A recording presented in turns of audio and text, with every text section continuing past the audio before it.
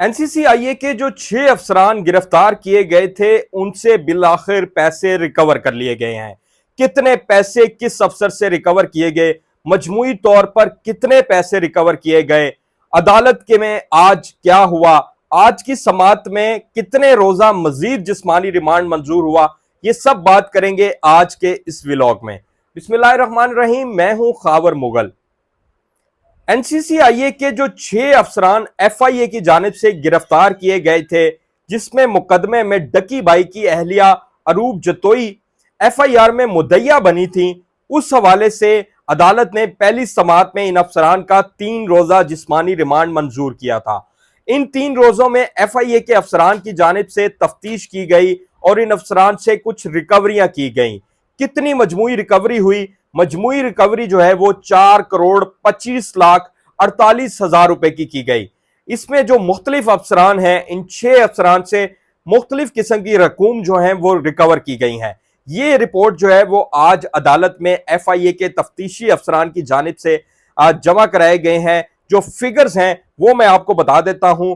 मुलजिम जो अली रजा है, जो कि एनसीसीआईए का अफसर है, इससे 70 लाख रुपए जो है वो वसूल किए गए, 70 लाख रुपए की रिकवरी की गई।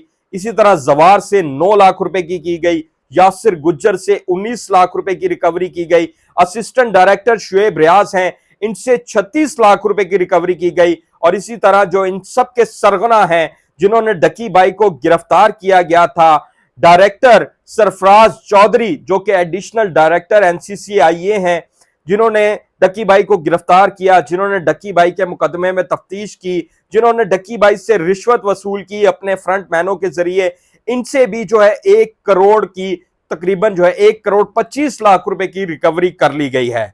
जबकि आज जो एफआईए के तफ्तीशी अफसरान हैं, उनकी जानिब से अदालत से मजीद इस्तदा की गई कि ये मुल्जमान का मजीद रिमांड दिया जाए, जिस पर अदालत ने पहले फैसला महफूज किया और 3 रोजा मजीद जिस्मानी रिमांड जो है वो इन अफसरान का एफआईए के तफ्तीशी अफसरान को दे दिया है। इसमें जो कुछ अंदरूनी खबरें हैं वो मैं आप तक शेयर करता हूं। आज जब अदालत में समाअत चल रही थी तो उस दौरान एफआईए के अफसरान ने जज को यह कहा कि जज साहब, ये बड़े ट्रेंड मुल्जमान हैं, क्योंकि ये खुद ऐसे केसेस की तफ्तीश करते रहे हैं, तो इनसे ऐसी चीजें उगलवाना निकलवाना आसान काम नहीं है, तो हमें मजीद रिमांड दिया जाए।